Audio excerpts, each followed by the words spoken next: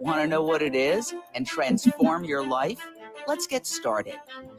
Hello and welcome. I am so honored and delighted to have a truly, truly extraordinary guest today, the executive director of Woodstock Sanctuary in upstate New York, Rachel McCrystal.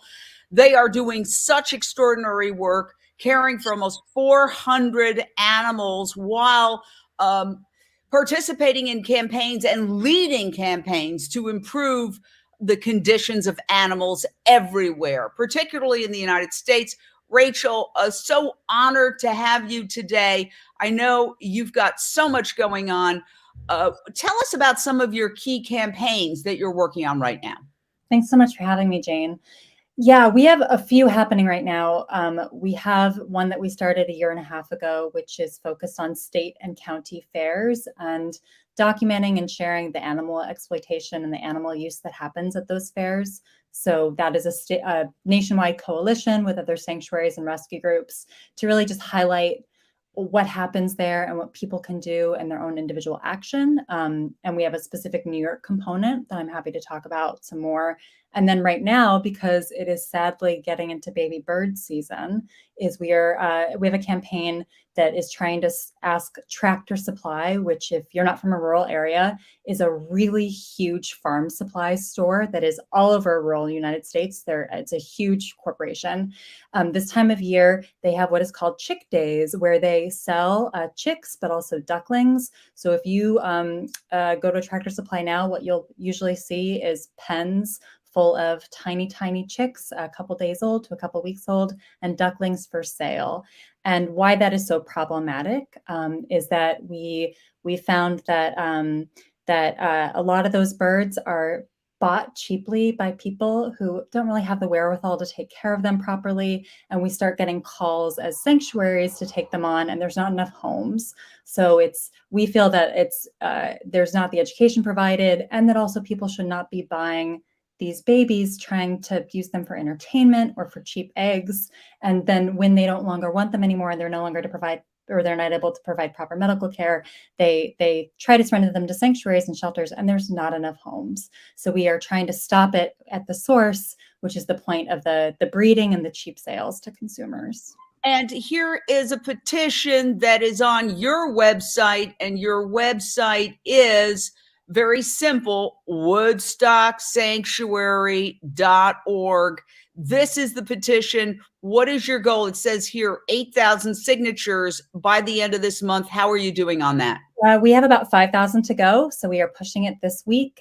Once we hit that point, we're going to go and actually talk to Tractor Supply directly. And then what we'd like to do this summer is actually provide resources to people so that they can advocate for the stopping of the selling in their own backyards through legislation. So it's multifaceted. We're just trying to save as many babies as possible. But if the people that are watching can go to our website, woodstocksanctuary.org, and sign, it doesn't matter where you are. You just have to put in your email and your zip code, and we will take your signature to the CEO of Tractor Supply and show that there is actually pushback. Because what we discovered, Jane, is that so you have these local stores in your rural communities, but they're actually required by the corporate Tractor Supply to sell the chicklings and the chicks and the ducklings. So we actually need to have it be straight to the CEO at the corporate level to ask for these sales to stop on behalf of all the birds that end up homeless and needing rescue just in a couple months. Okay, so Tom is asking, where's the link? We just showed it. It's super easy. You literally go to woodstocksanctuary.org and you sign that petition. I did it just as I was getting ready for this show. I never ask people to do something I'm not doing myself. Takes 10 seconds. You go to woodstocksanctuary.org, it pops right up. It's a pop-up right at the start, and you can sign it. And I urge everybody watching to do that, please. By the way, we invite Tractor Supply on anytime. We would love to dialogue with you and discuss this issue.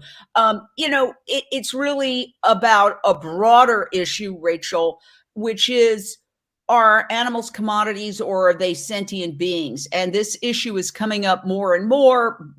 Unchained TV just covered a trial where it involved the open rescue of 2 chickens off a slaughter truck, which the company Foster Farms said was theft. It was prosecuted here in California, and the jury acquitted Alexandra Paul and her co-defendant Alicia Santurio because they said they did not steal, they rescued. So it's sort of in the same genre of what you're talking about, is these animals are treated like commodities because they are legally considered property, but they're individuals as well, Rachel. Yes, and what we're finding is that as a sanctuary who rescues animals year round and therefore gets calls about animals that need help year round, we're kind of on the front lines of seeing who really needs rescue, and that's what really calls to us about educating folks about chicks and ducklings, and specifically about why we shouldn't be buying them. They're not commodities. They're not. There's no way of getting cheap eggs while actually providing good medical care. I think a lot of people think that that's going to happen. It's a way that people think that they can sort of get out of food insecurity issues, but it's so expensive to properly take care of a bird, just like it is to properly take care of a dog or a cat. And these little babies in people's backyards just aren't getting that care. And we're seeing that because we're getting calls to rescue them, when they're a couple months old and sometimes like a year old after not being cared for properly. So I actually got a text message this morning about 2 ducklings that were bought a week ago from Tractor Supply by someone who then had to leave the country for some reason. And now a friend has the babies. He can't keep them. He's in Bayside, Queens, New York City, looking for homes for these little ducklings who could live to be 12 years old and need lifelong care and support. And there's just not enough homes for them. So yeah, I agree. It all comes back to everywhere. It's happening with dogs and cats, and people are breeding. And then there's other people euthanizing, killing. And I mean, it's a system-wide issue where we have to realize bringing more animals into this world while we're struggling to obviously take care of the animals that we have. And not to mention that 80 billion animals are killed every year for food. I'm just talking about mammals. I mean, earth animals as opposed to fish. Let's put it that way. Now we're getting a lot of people who say they just signed. Now I'm having my mother just sign, New Jersey. Okay. We've got a caller. Nilofar in Dallas, Texas. Your question or thought for Rachel McCrystal of Woodstock Sanctuary. Hi, it's such a great pleasure. First of all, I signed the petition before the program started as well, and hopefully some of our Dallas, Texas team are on, and hopefully they'll sign as well. First of all, kudos. It's really difficult to run a sanctuary, especially as big as you are, about 400 residents. And then on top of that, the campaigns that you're running. My question is, after you collect the 8,000 petitions and take it to the CEO, which is a first good tactical move, we know how these CEOs operate. What is let's not jump to we don't know how any individual is going to operate in any given situation. But what is your question, Nilofar? Got it. Okay, so let me deviate from that. I'm curious. You're so busy. How does your weekly schedule work? And do you ever take any time off? And if you do, what's your hobby? Thanks. That's such a sweet question.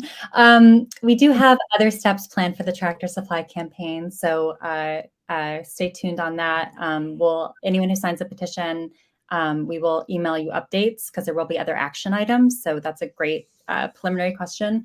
I am very lucky in that Woodstock Sanctuary, we have a really, really good team.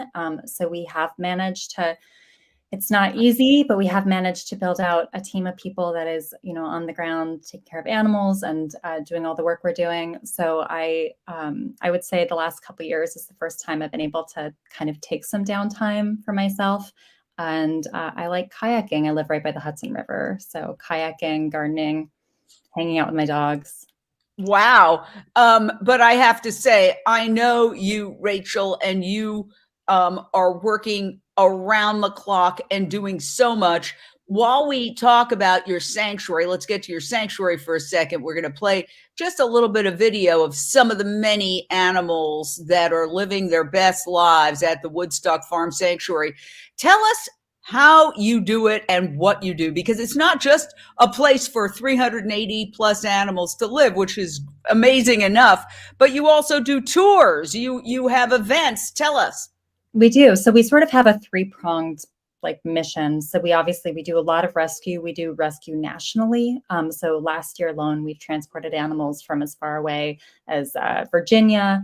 And so we really do transports all around and rescue work and partnerships year round. And then the other thing we do is education on site.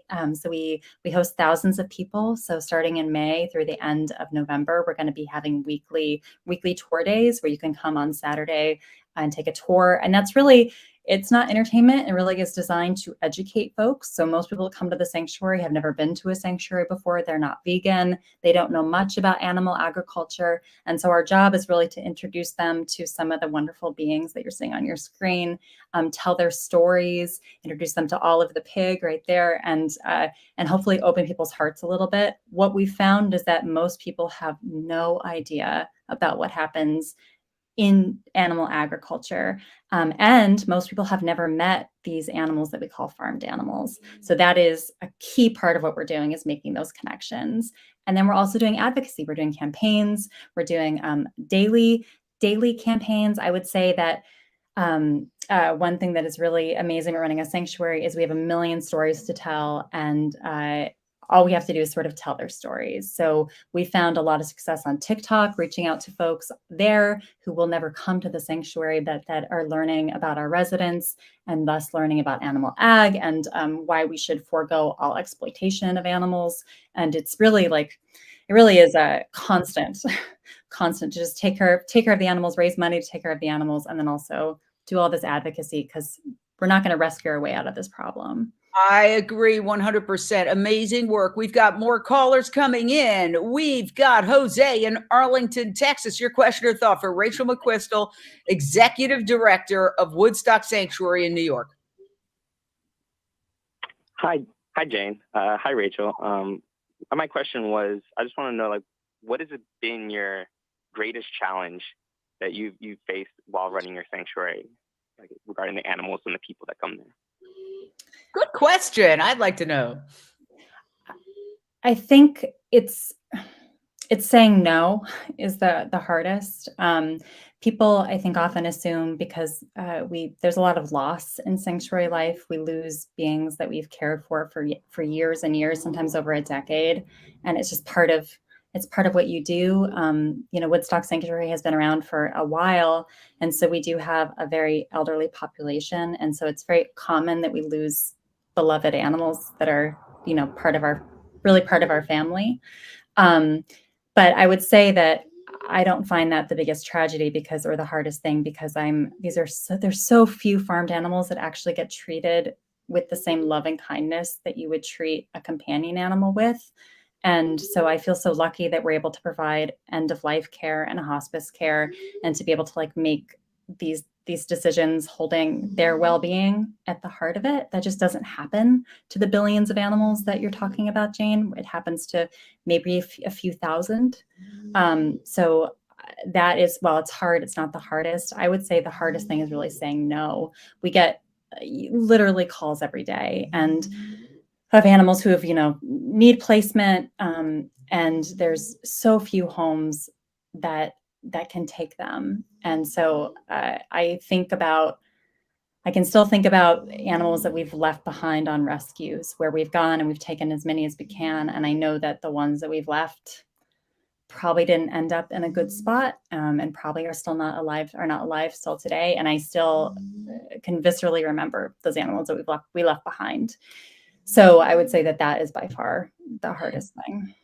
I remember somebody saying to me, when you've saved one life, you've saved the world for that one life. We can't save them all. And that is one of the struggles that those of us who are in animal advocacy deal with. But just do the next indicated thing, which Woodstock has been doing so well for so long. Lindsay in Los Angeles, your question or thought for Rachel McCrystal, Executive Director of Woodstock Sanctuary. Hi, Jane. Hi, Crystal. My question is, if anyone is listening to this, you get the urge to rescue animals. I know there are a lot of people that think about opening a sanctuary. It's their fantasy. And what is your advice for people that might want to try this? What do they need to look out for?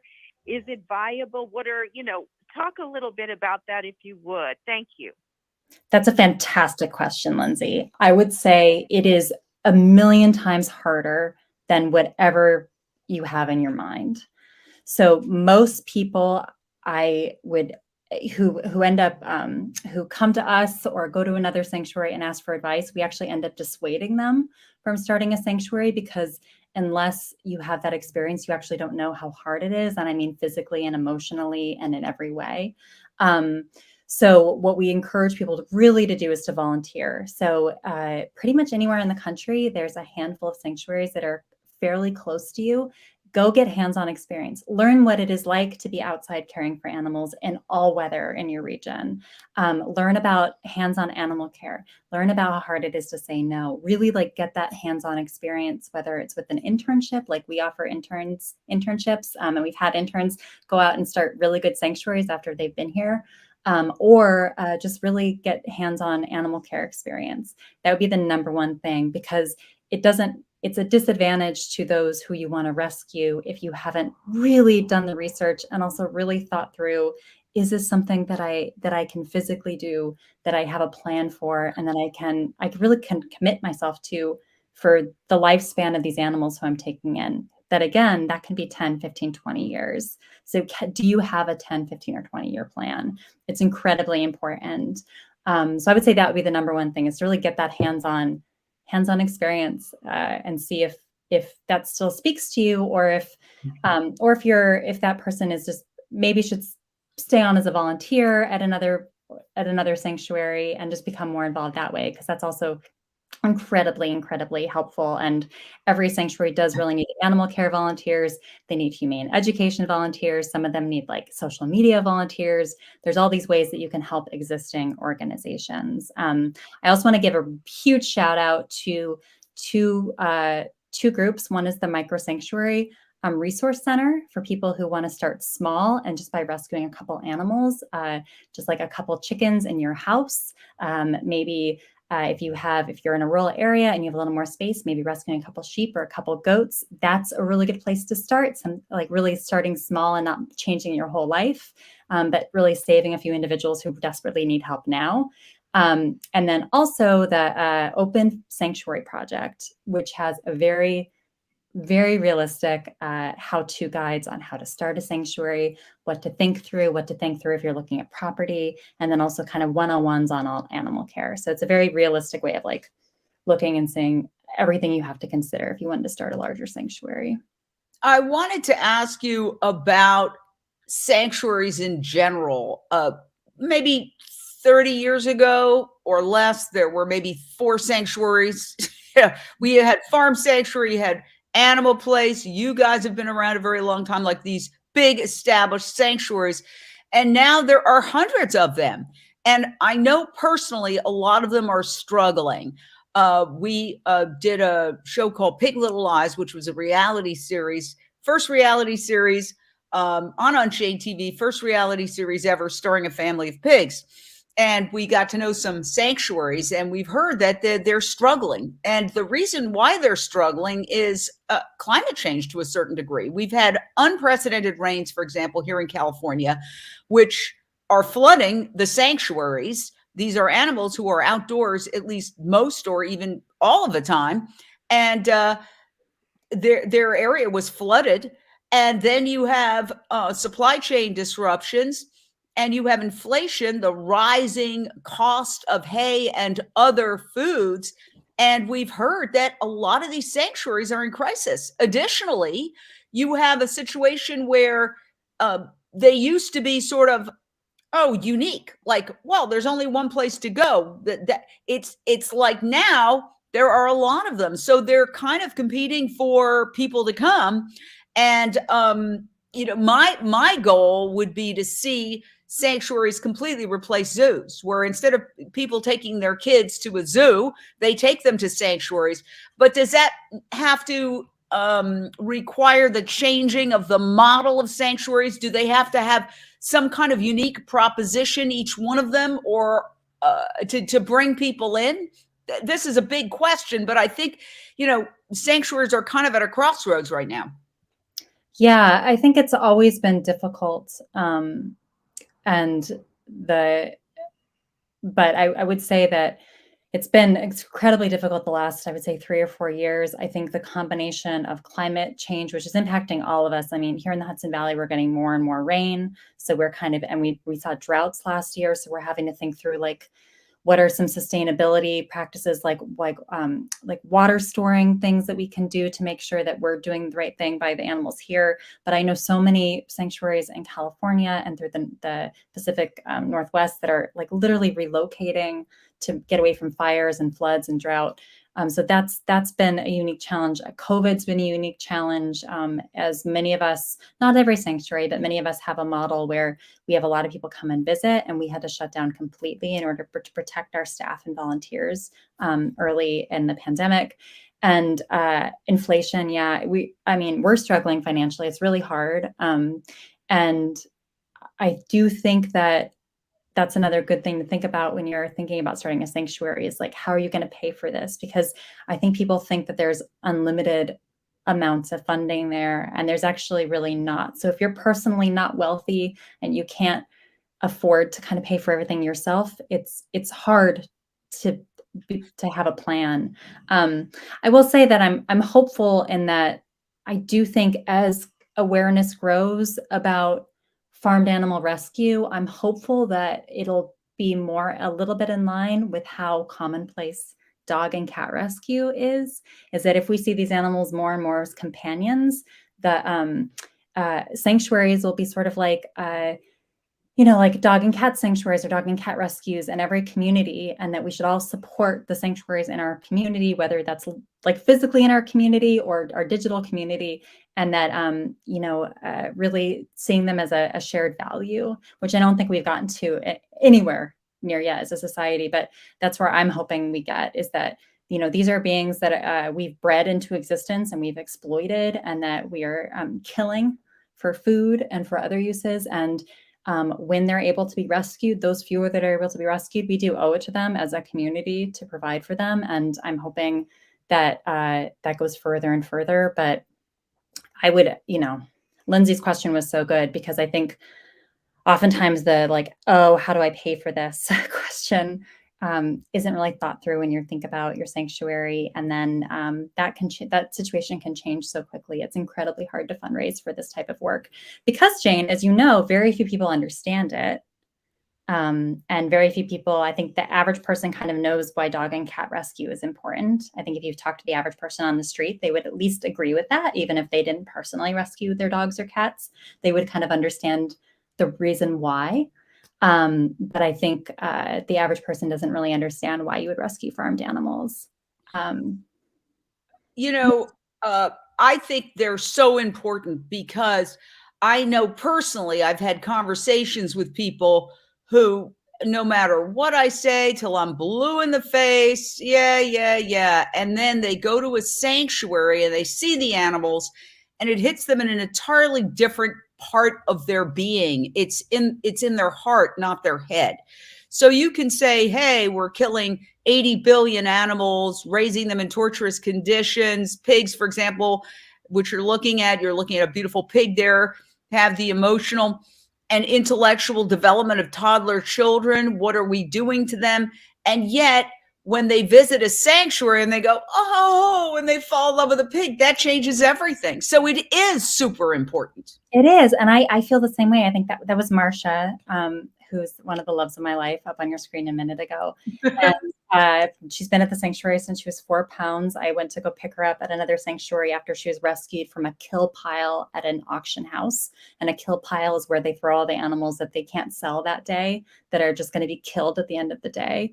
And she was rescued from there, and I picked her up and I could put her in my hands. And I think something, and she's actually rescued during Pride Month. So she's named after Marsha P. Johnson. So she's she's a Pride piglet.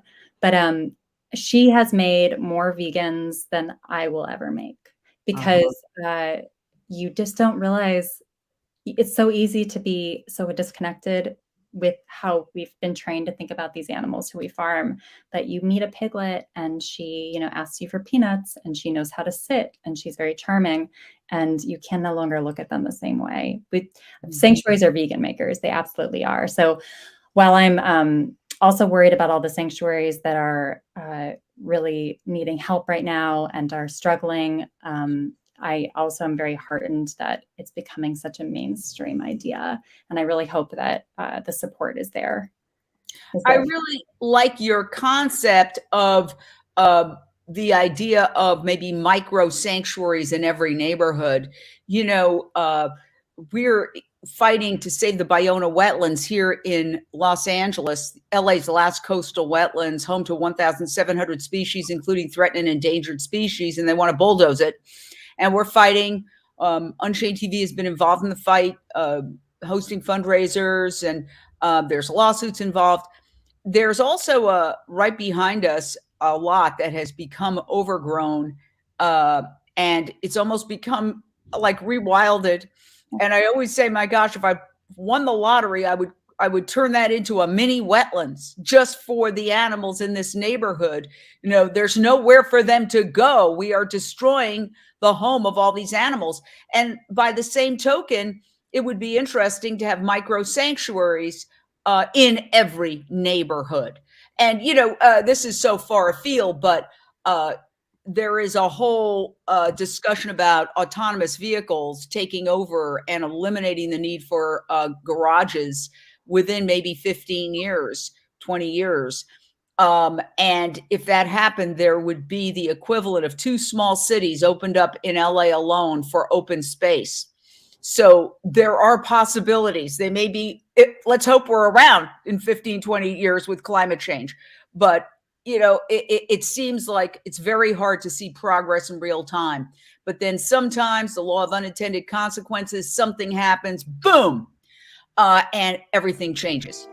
We're going to take a short break on Voice America Radio. We're going to stay live on Facebook and on the Unchained TV streaming app. We'll be back in a couple of seconds. Stay right there. Rachel McCrystal, Woodstock Sanctuary.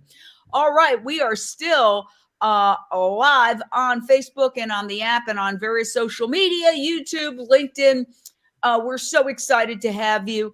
And, I want to talk about your other campaign, the live birthing. But let's remind our viewers, we've been talking about the Tractor Supply companies selling live birds in stores. This is their advertisement. We invite them on anytime. You can sign the petition to ask them, tell them, demand, plead to stop doing that. And it's up there at the Woodstock Sanctuary website, which is woodstocksanctuary.org. How simple is that? Literally, when you go on, it pops right up. You click and you just fill it out and sign it. They're trying to reach 8,000 signatures by March 31st. And this is part of a larger issue of animals, as commodities. And people don't even realize that baby chicks are sent through the mail. And they sometimes die. This is different than, there's nothing to do with Tractor Supply, but just the U.S. Postal Service. And we invite Tractor Supply on any time. We'd love to dialogue with you and get your thoughts on this and open up a conversation. But I was horrified and shocked to find out that they actually send chicks through the mail. And sometimes, somebody doesn't pick them up, but because of the laws, you can't open up the package, and these animals chirp to death inside the postal. I mean, who are we as a species that we would allow that to happen? Well, yeah, and I think it's horrifying to me that even if you don't understand the concept of animal liberation or why we shouldn't be commodifying chickens for their eggs, would you ship a bunch of baby golden retrievers through the mail? I think we're just so taught that these are not really animals, that they're objects, that it doesn't matter. No, the horse stories of babies being shipped through the mail are numerous and horrifying. I think, yeah, it would be really great to get the USPS to agree to stop doing it. It's just, sometimes I'm embarrassed to be a human being when I think about what we're doing. We're going to come back and continue our discussion with Rachel McCrystal of Woodstock Sanctuary. We're on Unchained TV. Download the app. Influencers channel.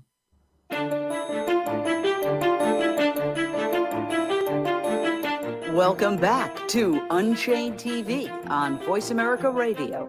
I'm Jane Velez-Mitchell, and you are now re-entering a portal to a transformative way of living.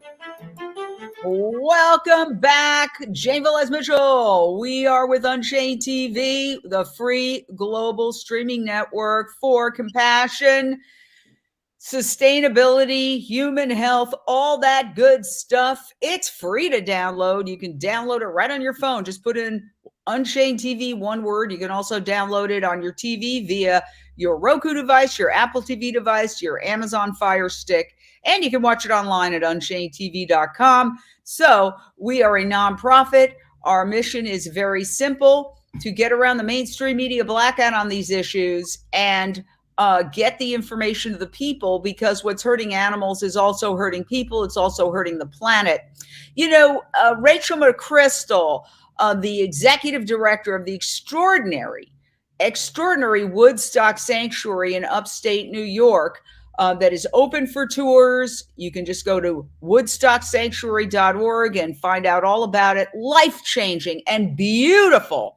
And you have, I think you have like a little bed and breakfast where people can stay, correct? If they come and they want to just spend the night, because it can be a trip for some people from New York.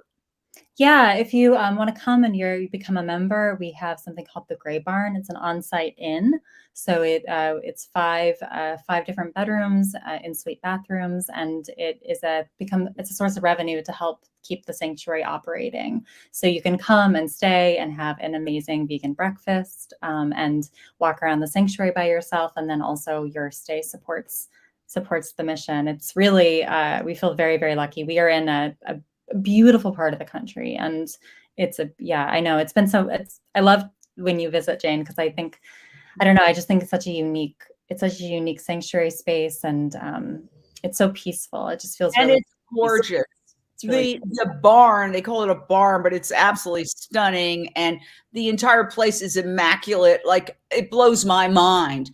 I have a dog and a cat trying to keep up, and you have 380 animals, and it's spotless, and it's just really spectacular. I would urge everybody to visit. We've got another caller, Camilla from Kai Media. Your question or thought for Rachel McCrystal, Executive Director of Woodstock Sanctuary.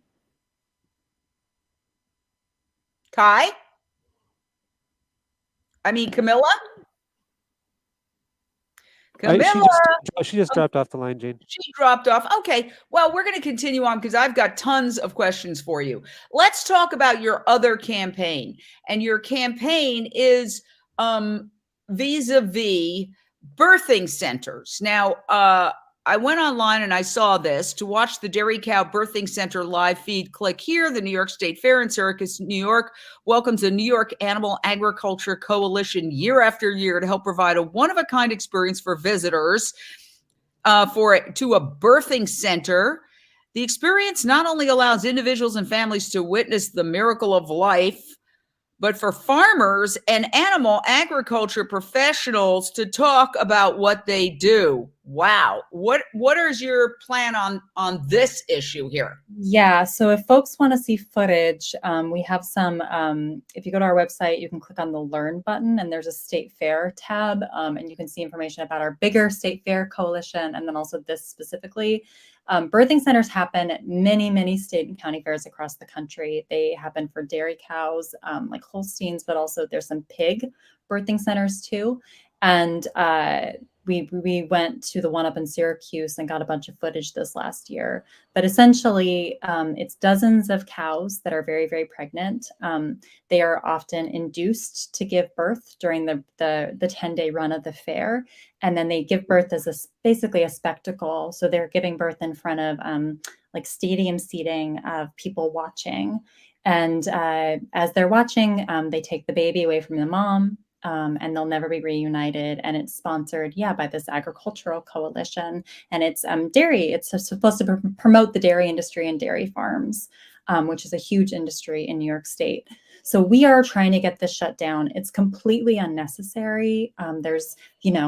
There's no reason to have this apart from entertainment and propaganda for the dairy industry. So we did a petition that's still live. If people go to that link, we took it to some New York State legislators, and we're really trying to figure out a way to basically get this taken out of the New York State budget, because the New York State Fair is partially funded by taxpayers, as are a lot of state fairs. And so taxpayer money is helping to support this sort of thing. And I think it's so interesting, Jane, even folks that don't really understand anything about dairy and how the things I just said are not out of place in the dairy industry. Babies are taken from their moms. We think that the entire dairy industry is unnecessary and cruel.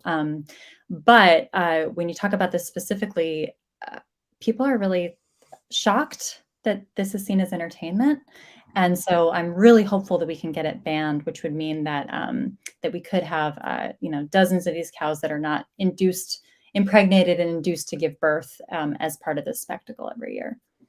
Oh my gosh. We invite the New York State Fair and the New York Animal Agriculture Coalition on at any time to discuss this. Wow.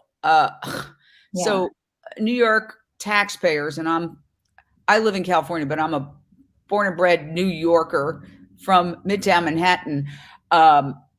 So I paid my taxes to this for many years, undoubtedly. Not cool in my book. That's my opinion. Ask yourself, how would you like to give birth in front of a large group of people watching you?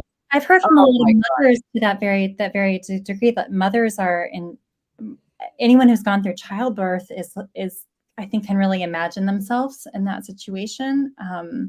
And it doesn't really matter how much we can be told that dairy cows are different or dairy cows don't love their babies. Those of us who have worked at sanctuaries and have seen moms and babies together know that's not true. Of course it's not. Every mother cares about their kid. I think it's very tangible, and people can really relate to it and are horrified by it. So I'm actually very hopeful. There's many things with state and county fairs that we would like to get stopped, but this feels like this is something that we could really stop on a very short period of time. And I'm very hopeful about it. We've got another caller, Michelle in Los Angeles. Your question or thought? Hi. Thank you so much for taking my question. I was thinking, I've been vegan for a while and I've never been to a sanctuary. I grew up in the city and I remember going to zoos for field trips. And I was thinking, maybe you have these programs already where you go into schools and maybe partner with them. And instead of them going to zoos, they go to sanctuaries as field trips. Because if my mind or if I was exposed to it as when I was younger, I think my views now, like I would have gone to a sanctuary sooner. Yeah, I think children's programming is super important. We actually have family-friendly tours as part of our regular programming, where they're really targeted at kids under the age of 10. And we found those to be hugely impactful. We had basically one tour a week sold out all last summer, focusing on children. And we've also done a lot of school programming, as have other sanctuaries. Catskill Animal Sanctuary, who is a neighbor of ours, has a really great children's program. Animal Place does children's advocacy in California. Farm Sanctuary has an education program in schools. So I think not only like providing curriculum for teachers, which, I mean, you know, teachers are always very happy to get help with curriculum and bring in guest speakers, but also doing some field trips and some visits. I totally agree. I think the ability to have some of that information presented to you when you're young is really, I think, would be life-changing for a lot of kids. Yeah. And, you know, it's just so fun to go to a sanctuary and you tell the story. I've been on your tours, Rachel, where you tell each story as we meet a new animal, and each story is absolutely unique. And each individual animal has a personality, just like each individual dog or cat has a personality, and each individual human has a personality. So what can people expect when they go to to Woodstock Farm Sanctuary? Yeah, so even though we have nearly 400 animals, we say right off the bat that you won't be meeting all of them. One is a matter of time, and we have 135 acres, and we can't cover that all in an hour and a half tour. But we also really try to set the expectation right up front that this is not a petting zoo. You're not guaranteed any certain interaction with anybody, and that we also only engage with the animals that actually really genuinely like to see visitors. And I think that is really important, because people do come thinking, oh, I'm going to meet a cow, and then I'm going to have this experience with a pig. And we really try to set the expectation that we're entering into their house. This is their space. This is their home, and we let them take the lead. So we'll kind of wait and see which cows come up, which pigs really want to belly rub, which goats are really feeling like they want to meet new people. And so it's a very animal-centered experience. And what that does is that gives you time to actually get to know an individual. So you can meet Maybelle the cow and hear about how she's 20 and how she was rescued from a dairy farm years ago, and how she had so many babies taken from her that she didn't come near any of us for years. She just didn't trust us at all. And then now that she trusts us, she's like the sweetest, most gentle senior lady ever. You can hear about her love affair with our late great Kaylee the cow, and how she's now best friends with Joe. So you really learn about who they are as individuals, their rescue stories, and what that means, how that represents the dairy industry or other animal ag industries, but also how they exist at Sanctuary, which is with friendships and family and likes and dislikes. And part of that is learning that not every animal wants to come up to you, and that it's not your right to have an engagement with every animal, but that it is their prerogative and they have some autonomy in the space. And I think that in itself, I will say, is really impactful, because letting everyone know that this is the pig's home. This is not your home. And what they want is what we do on tours. That really makes a huge difference. But people are transformed. It's funny, Jane, I think people come in really expecting to fall in love with goats, because goats are so, they're kind of dog-like, and they're very people-oriented, and pigs as well, because pigs are so cute. And I think we all think pigs are cute, but people often just fall in love with the turkeys. And so that's one thing that I always find is really magical, is who are the animals that people did not come to the sanctuary looking to meet or looking to learn more about, but end up falling completely in love. I think the same thing happens with sheep, who are so sweet. And will just put their heads, they get to know you, they'll put their heads on your chest and they'll hoof you, just like a dog will paw you from her attention. And they have this really amazing, collective social structure where they all take care of each other. And so really just learning about who these beings are and how they exist within this world that is, we're holding for them, is transformative. And people, I don't know, if you haven't been to a sanctuary yet, I would really recommend going and falling in love. Wow. It's so powerful and so important. So we have a couple of minutes. I want to ask you about the big picture, because when you're in a certain perch, you can see things. And it's so funny because I'm listening to a course right now while I walk about basically the beginning of the universe and how it started, I think, 13.5 billion years ago or something like that. The numbers are very hard to process. But, one of the points that I've gotten from it, it's very hard to see progress in real time. And we might think like nothing is changing, but everything that's happened just in terms of geologic time, just the existence of human beings is a blink in an eye. Do you see, from your vantage point, things changing for the better in terms of our relationship as a human species with the animal species?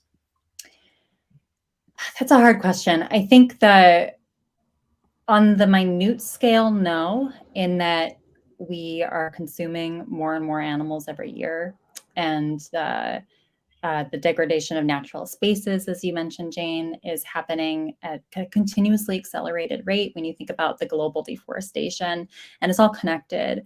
But I will say, I think that what gives me hope is the rapid acceleration of social movements that can happen in our connected world, and how people are really making connections that are beyond species. I think about the One Health model that is the UN has been promoting lately, about like how it's not just a matter of like helping humans or providing conservation support or like we're helping wildlife. It's about like, how can we do things that really allows the world as a whole, humans, animals, wild spaces, to heal from the harm that that some of us humans have caused. And I think that really gives me hope. I think people are starting to look outside their siloed boxes and making connections with other social justice movements, and just making connections with a deep ecology mind, which is something I think about a lot. I actually love that you're talking about rewilding, which is something that we're doing at the sanctuary quite a bit, because we have a lot of wild spaces, and we're trying to think about ourselves as like, how do we integrate these domesticated animals who we care about and we care for? How do we integrate them in a way that doesn't harm the natural world around them, and that we can also take care of the wild spaces? And I think that sort of thinking is, I think, what is really going to get us out of this problem where we have commodified and farmed animals, because we have to stop animal farming. That is just a must. It's unsustainable and it's not ethical. So how do we get beyond that, and what is next? Because there was a past before animal farming that we're just talk about a blink of an eye. If human history was a clock, it's only been in the last 10 minutes before midnight that we've been farming animals, like 7,000 to 8,000 years. So we can like just move that clock back and figure out a way out of this harm that we've caused. Well, I do believe in the law of unintended consequences. And I do feel nature is doing for us what we are not doing for ourselves. My personal theory about it is that we're going to see a convergence of factors. I don't know about you, and I don't want to speak for you, but I'm all for cell-based meat, bioidentical meat, fungi-based meat, all these alternatives that will give people their quote-unquote pound of flesh without hurting animals. And there's, growing sophistication in those processes. And they're getting approved. The FDA just did an approval. They've had cell-based chicken in Singapore. I like to say clean chicken is the phrase. We don't want to feed into the bad title problem. But I see that. And then I see climate change making animal agriculture increasingly unsustainable. I don't know if you saw the terrible,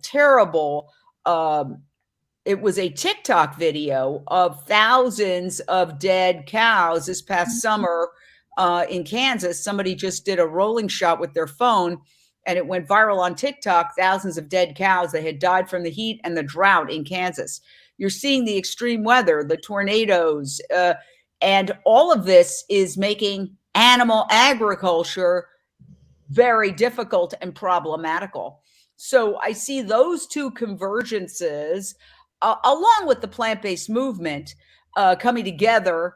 And, the so-called environmentalists have still not acknowledged the role that animal agriculture plays in climate change. But I think that we're getting to a point where there was a recent article that got some mainstream press that if we don't include animal agriculture, we're not going to be able to hit those goals. It's just not going to happen. The Paris Climate Change Accords, it has to happen. We have to include the animal agriculture devastation when we consider climate change. So my hope is that all of those factors will come together and will hit a critical mass, and we'll see a cultural shift because of that. I'd love to get your thoughts on that in our last few seconds.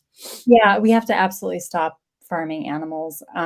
There's no other way. I mean, I think we've kind of equivocated a little bit about like, I feel like as a movement, we haven't always been strong enough in saying that. And we've equivocated about like, well, maybe we could like allow slightly different farming or different like amounts of farming. And what has become very clear, and I'm glad that we have more and more research and data and climate science to show it, is that, this is crunch time, and we're in basically a great extinction. And with the lack of biodiversity, animal agriculture is a leading cause, if not the leading cause of it. And that includes the impact on the climate crisis, and that includes the lack of the biodiversity loss and lack of wild spaces. It's like it's ruining our planet.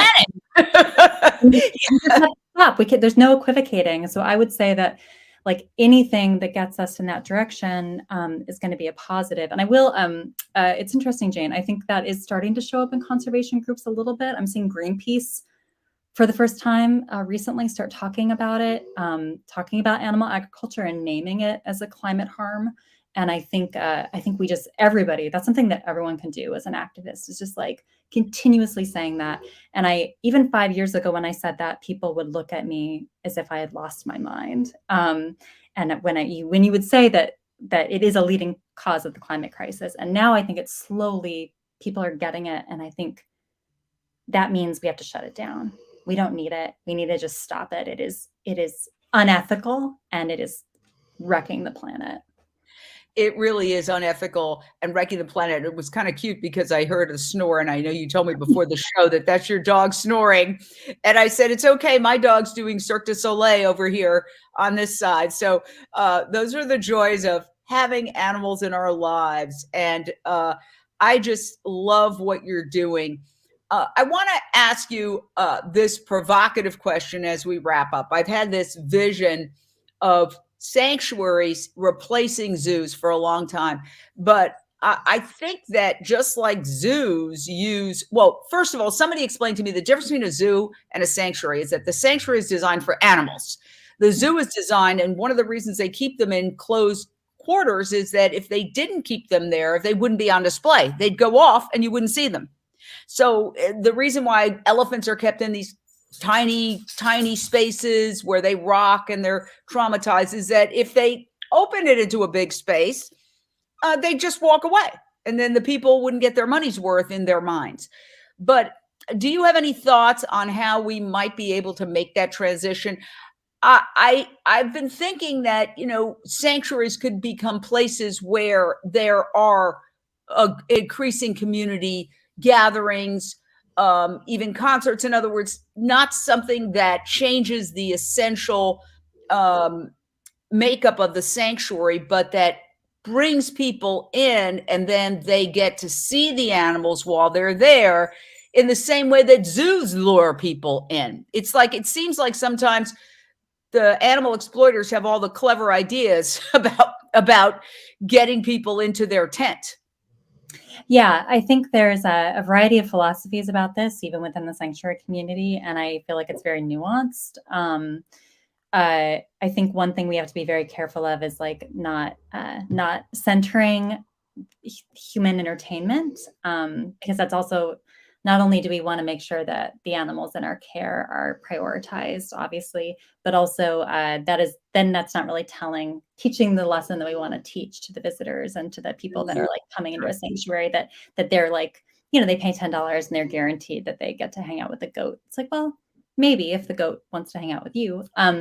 So I think there's that, but I do feel like there's some very interesting things happening on a wildlife sanctuary model of how can you, like the wildlife sanctuary in Tennessee, for instance, or the elephant sanctuary in Tennessee. It's like you can go there, but you go there to work and volunteer, and that's how you build community. And so there's no guarantee that you're going to interact with their rescued elephants. In fact, you're told that you're not going to, and you might not even see an elephant. But it's building this community of care. And I think that is so neat. And I think that's what sanctuaries of domesticated animals, like farmed animals, can really be striving for, is like, how do you build these communities of care? How do you like build your volunteers? How do you are there spaces in your sanctuary you can have events that is not going to be disruptive to the animals in your care, and where you can, do education in a way that that is nuanced and considers that it's nuanced. But yeah, I think zoos should be all. Let's abolish them along with animal farming. And wild animals do not like to be on display. And it is incredibly stressful. Just the act of being watched and being on display is harm to a wild animal in a way that is not necessarily harm to a domesticated animal. So that in itself, it's like, that is, we just can't, we've moved beyond that. It's not 1850 anymore, right? Absolutely. It's time for us to evolve. It's the 21st century. Things are happening. And I just want to thank you for taking the time. I know you're an extremely busy person. Everybody watching, immediately go to woodstocksanctuary.org. There are petitions to sign. There is volunteer work to do. Get involved.